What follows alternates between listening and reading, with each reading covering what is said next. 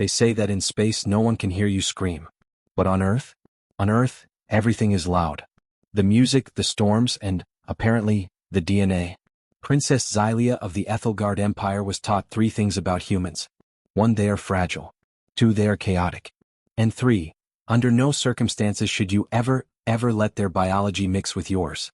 Because while an Ethelgardian pregnancy takes 5 solar years of careful, meditative energy weaving, a human pregnancy, it's a biological wildfire. She broke the rule. Just once. One night of curiosity in a rainy city called Seattle. And the consequences didn't take 5 years to show up. They didn't even take 9 months. It took 7 days. 1 week. That was all it took for a casual encounter to turn into a galactic crisis. A princess hiding in a safe house, a belly growing by the hour, and a terrified bodyguard screaming about aggressive mammalian genetics. This is the story of a secret that couldn't be kept, a mother who had to make the hardest choice in the universe, and a random guy named Dante who was about to have a very, very interesting Tuesday morning. Before we unravel this interstellar biological disaster, do me a favor. If you love stories where humans are accidental chaos gods, smash that like button and subscribe to the channel. Turn on notifications so you don't miss the next file from the archives. Now, let's check the security footage for case file, the hybrid. The mission was supposed to be simple. Observation. Pure and simple. The Ethelgard Empire had been watching Earth for a century, trying to decide if humanity was ready for first contact or if they should just put a do not touch sign around the entire solar system and leave. Princess Xylia was the cultural attaché. In her true form, she was a being of iridescent light and tall, slender grace, with skin that shimmered like mother of pearl. But on Earth, thanks to a sophisticated holographic mesh and a biosuit, she looked like a regular human woman in her early 20s. She went by Leah. Her bodyguard, Vex, a warrior caste female who treated fun like a disease, went by Veronica. They were stationed in a penthouse in Seattle. It was raining. It was always raining. Vex hated it. Xylia? She was intoxicated by it. The smell of ozone, wet concrete, and coffee. The sheer vibrancy of the place. It was a Tuesday night when Xylia decided she was done observing from a window. I am going out, Xylia announced, adjusting her holographic disguise. She chose a look that blended in dark jeans, a leather jacket, and combat boots.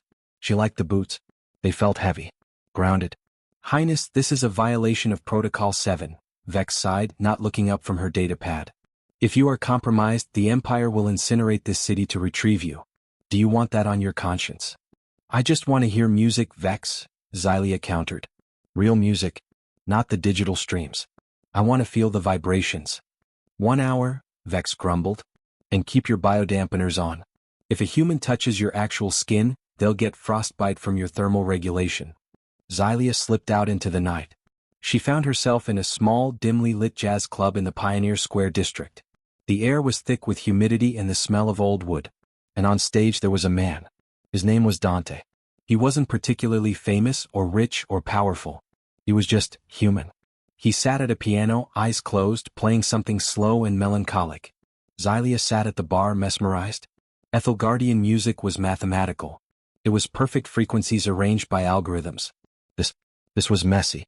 He missed a note here and there, but he slid into the mistakes, turning them into emotion. It was raw. When his set ended, he walked to the bar. He sat next to her. He smelled like rain and sandalwood. You're staring, he said.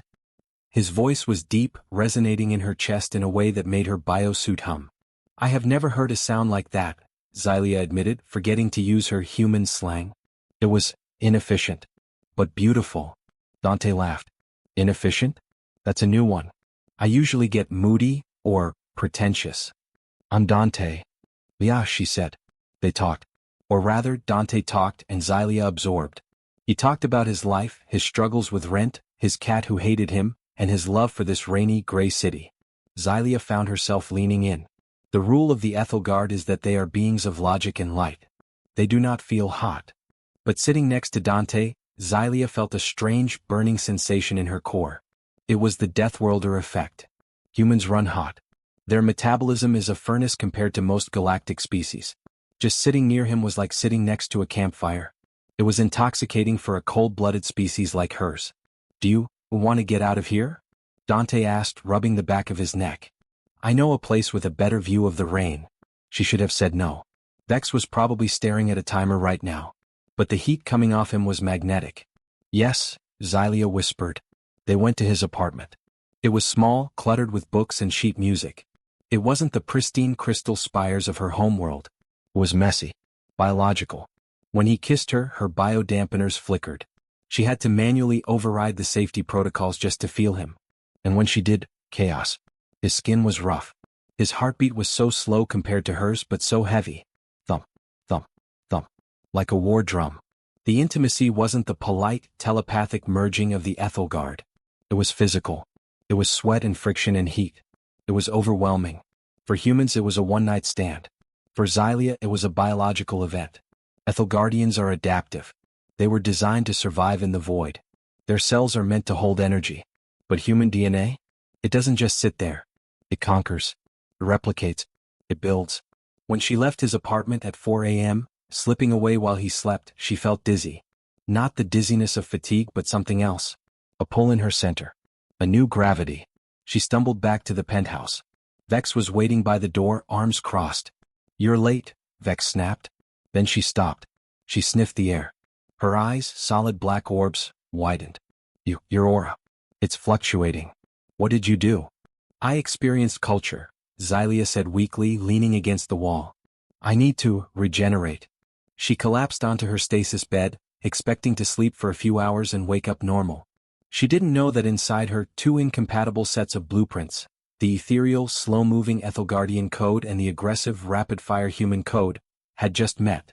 And instead of destroying each other, they had shaken hands and hit the turbo button.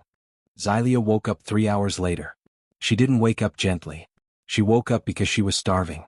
Not the "I could eat a snack" kind of starving. The "I will consume the entire contents of the refrigerator and possibly the refrigerator itself" kind of starving. She stumbled into the kitchen. Vex was sitting there drinking a nutrient pouch. Xylia ripped open the pantry. She grabbed a jar of peanut butter, a loaf of bread and, strangely, a bottle of hot sauce. She didn't make a sandwich. She just dipped the bread in the sauce and shoved it into her mouth. Vex watched, horrified. "Highness? Your caloric intake is alarming. You have consumed 4,000 calories in 30 seconds. "I need fuel," Xylia gasped, wiping crumbs from her mouth. She looked down. And then she screamed.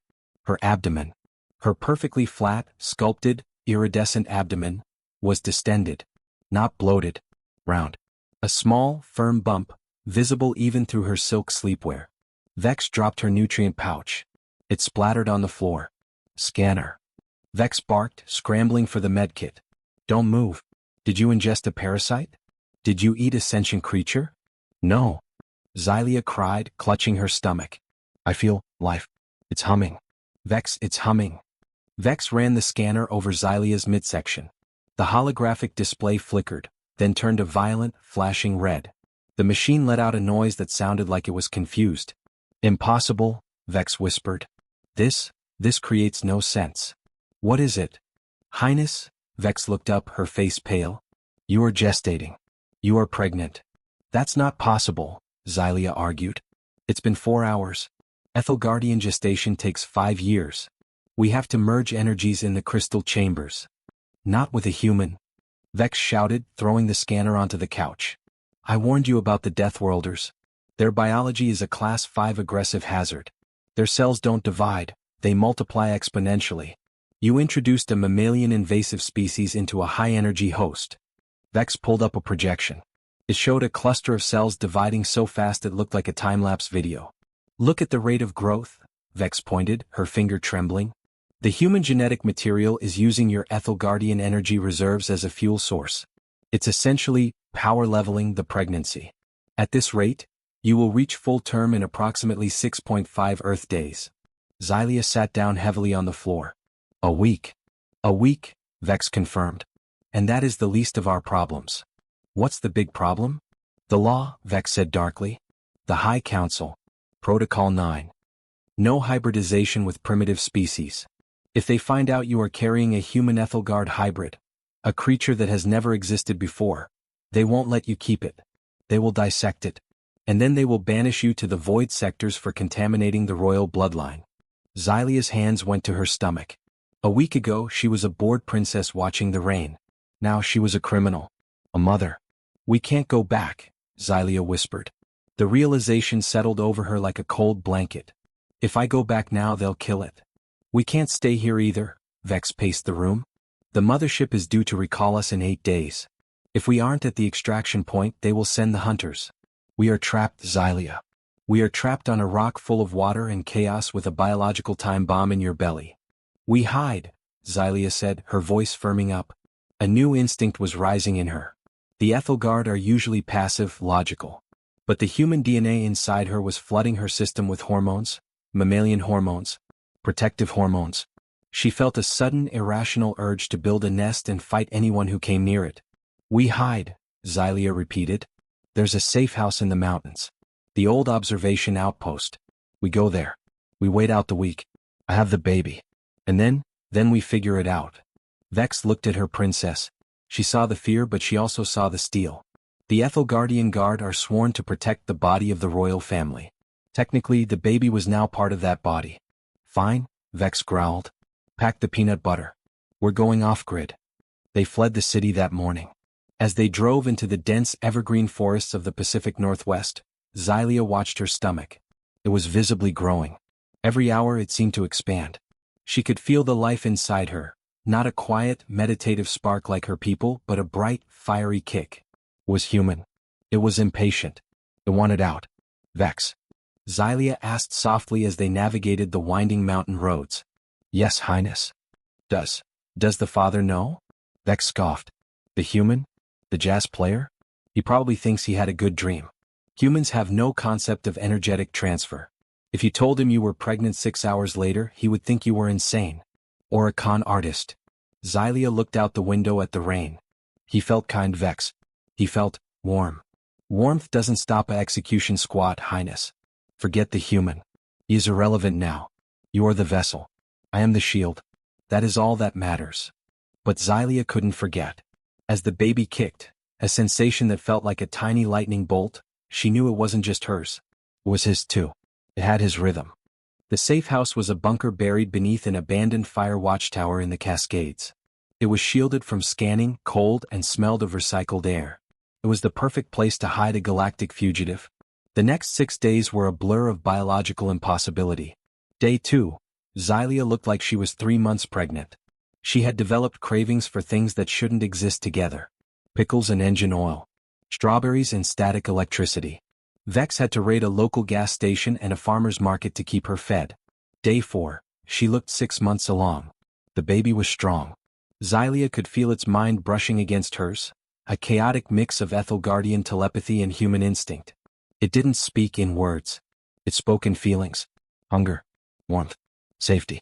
Loud. It likes the radio, Xylia noted, lying on the cot while Vex calibrated the medical drone. When you play the human music it settles down. It's the vibration, Vex grunted. Humans are obsessed with rhythm. It's soothing the savage beast. He's not a beast, Vex. Vex paused. You know the gender? He feels like a he, Xylia smiled, rubbing the massive curve of her belly. He feels like Dante. Day 6, Xylia could barely walk. Her center of gravity was completely thrown off. Ethelgardians are tall and willowy. They aren't built to carry 10 pounds of rapid growth biomatter. Her back ached. Her feet were swollen. She cried because they ran out of ice cream. She cried because a cloud looked sad. She cried because Vex looked at her funny. The hormones, Vex noted, checking the data pad. Your serotonin and cortisol levels are spiking to lethal degrees. How do human women survive this for 9 months? This is torture. It's love, Xylia wept, eating a jar of mustard with a spoon. It's beautiful torture. Day 7, the labor began. It didn't start with a polite energy fluctuation. It started with a contraction that felt like a tectonic plate shifting inside her. Vex. Xylia screamed, gripping the metal rails of the cot. It's time. The timer is up. Vex went into combat mode. She wasn't a midwife, but she was a field medic. She activated the autodock. Breathe, Highness. Regulate your core temp. Do not go supernova on me. It hurts. Xylia yelled. Why does it hurt? Because it's a human thing. Vex yelled back. They do everything the hard way. Push. The birth took 2 hours. For Xylia, it felt like an eternity. But then, suddenly, the pain stopped. The room went silent, save for the humming of the air recycler. And then, a cry. It wasn't a telepathic pulse. It was a sound. A loud, wet, angry wail that echoed off the concrete walls. Vex held the bundle in her arms. She looked down, her black eyes wide. She cleaned the child with a sonic wand and wrapped him in a thermal blanket. Well? Xylia gasped, reaching out. Give him to me. Vex walked over slowly. She looked shaken. Highness, he is. She handed the baby to Xylia. He was perfect. He had 10 fingers and 10 toes. He had his father's nose and his mother's mouth. His skin was a soft human beige, but when he moved, a faint, iridescent shimmer rippled across his body like oil on water. And his eyes. He opened them. They weren't human eyes. They were galaxies. Deep, swirling pools of violet and silver light, speckled with stars. He's a hybrid, Xylia whispered, touching his cheek. He leaned into her touch, quieting instantly. He is the bridge. He is a beacon, Vex corrected, her voice grim. She tapped her wrist computer. Highness, look at the sensors. Xylia looked. The localized energy reading in the room had spiked. The baby wasn't just biological matter, he was a high-yield energy source. The mothership will detect that signature, Vex said. We shielded against your frequency. We didn't shield against, whatever this is. His energy output is off the charts. They know where we are. A red light began to blink on the console. Incoming transmission, Royal Extraction Team en route. ETA, 2 hours. They're coming, Xylia clutched the baby tighter. They'll take him. They will designate him a bioweapon and incinerate him, Vex said bluntly. Xylia, we have to leave. No. But we can't take him. I am not leaving him. Xylia snarled, her eyes glowing bright white. I will fight them. You are weak. Vex shouted. You can barely stand. And I cannot fight a Royal Guard squad while holding an infant. If we take him to space, he dies. If we stay here, he dies. There is no third option where you keep the baby. Xylia looked at her son. He was sleeping now, his tiny chest rising and falling, a soft purr emanating from his throat. There is a third option, Xylia whispered. Tears streaming down her face. Earth. He is half human. He belongs here. Here? Vex gestured to the damp bunker. Alone? No, Xylia stood up, wincing. Not alone. We have to go to Seattle. We have to find Dante. The drive back to Seattle was a suicide run. The mothership's sensors were sweeping the sector. Vex drove the stolen hovercar, disguised as a beat-up van, at breakneck speeds, weaving through the rain-slicked highways. Xylia sat in the back holding the baby. She had named him Orion. A hunter. A constellation. You are crazy, Vex muttered from the front seat. The human male? You met him once. You cannot trust a human with a royal hybrid. What if he sells him to the government? What if he drops him? He won't, Xylia said, feeding Orion a concentrated nutrient drop. He has a soul, Vex. I saw it when he played. He feels things deeply. He will protect him. You are basing the survival of your bloodline on a jazz solo? Vex shook her head. This is the hormones talking. It is the force of life, Xylia corrected. Orion needs a father. He needs someone who understands this world. I cannot teach him how to be human. I cannot teach him how to survive gravity or rain or heartbreak. Only Dante can do that. They reached the city limits. The sky above was darkening, not just with clouds, but with the subtle distortion of a cloaked starship entering the atmosphere. They are here, Vex warned, looking at the scanner. We have 20 minutes before they triangulate the baby's energy signature. We have to dump and run, Xylia. I am sorry to be crude, but if we are caught with him, it is over. They pulled up to the apartment building in Pioneer Square. It looked exactly as it had a week ago. The neon sign of the jazz club flickered down the street. It was raining again. I can't go in, Xylia said. If I go in, I won't be able to leave. I know it. I will do it, Vex offered, her hand on the door. No, Xylia stopped her. He needs to know it comes from me. I have written something. She pulled out a piece of paper. Actual paper. She had spent the last hour of the drive writing on it with a pen. It was clumsy, archaic, and permanent. She tucked the letter into the blanket with Orion. She kissed his forehead. His skin tasted like stardust and milk. Be brave, my little star, she whispered. Your father is a king of sound. He will teach you to sing. She got out of the van. She ran to the front door of the building. She didn't have a key. She didn't buzz the intercom. She simply placed the basket, a sturdy thermal-lined carrier, on the doorstep out of the rain. She placed her hand on the scanner lock. She used a small pulse of Ethelgardian energy to short-circuit the buzzer, making it ring continuously in Dante's apartment. "Goodbye," she choked out. She turned and ran back to the van. "Go," she told Vex. "Drive." As they sped away, Xylia watched the rearview mirror. She saw the door of the building open. She saw a figure, Dante looking disheveled and confused, step out. She saw him look down. She saw him fall to his knees. And then the van turned the corner and he was gone. Back at the apartment, Dante was having a very weird morning. He had woken up because his buzzer was stuck. He thought it was a prank. He opened the door ready to yell at some kids. Instead he found a basket. He looked around. The street was empty, just the tail lights of a van fading into the mist. He looked down. The baby was awake. He wasn't crying. He was staring up at Dante with eyes that looked like the deep end of the universe. Violet. Sparkling. "What the?" Dante whispered. He saw the letter.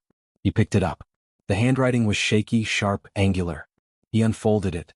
And as he read, Xylia's voice, miles away, shooting towards the stratosphere in a cloaked ship, narrated the words in his head.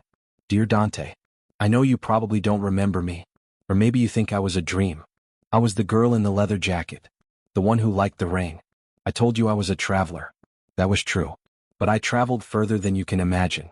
I broke the rules to be with you just for one night. And the universe, well, the universe likes to play jokes. His name is Orion. He is 7 days old. I know that sounds impossible, but everything about him is impossible. He has my eyes, but he has your heart. I can feel it beating. It's loud. It's strong. I cannot stay. If I stay, they will take him away and they will hurt him because he is different. Because he is half you. And my people do not understand you. They fear your fire. But I don't. Please, keep him safe. Keep him hidden. He is special. He will do things other children can't. He might float when he's happy. He might glow when he sleeps. Just play him the music. It calms him. I'm going back to the stars to fix this. I will change the laws. I will fight the council. And one day when it is safe, I will come back. He is yours, Dante. But he is also the best part of me. I love you both. Leah." Dante stood there in the rain reading the letter twice. He looked at the baby. Orion blinked, and for a second, his skin rippled with a soft, blue light. Most men would have run. Most men would have called the police or the government. But Dante? He was a jazz musician. He knew how to improvise. He looked at the sky where a single streak of light was breaking the clouds, heading up, up and away. 7 days, huh? Dante chuckled, a tear mixing with the rain on his cheek. He picked up the basket. The baby cooed, a sound that vibrated the air like a tuning fork. "Okay, little man," Dante said, stepping inside and closing the door against the cold. "Let's go listen to some Miles Davis. We've got a lot to talk about." And so, the princess returned to the stars to start a revolution, and the musician stayed on Earth to raise a child made of stardust. They were worlds apart, separated by light years and laws, but connected by the tiny, glowing life in a Seattle apartment. This isn't the end of the story. It's just the beginning of Orion's. And let me tell you, raising a toddler who can phase through walls when he doesn't want to eat his vegetables? That's a whole other adventure. If you want to see what happens when Orion grows up or find out if Xylia ever makes it back, let me know in the comments below. Type Team Orion if you think Dante can handle a superpowered baby. Don't forget to like, share, and subscribe to the channel. Until next time, keep your eyes on the skies, and maybe check your doorstep. You never know what the universe might leave you.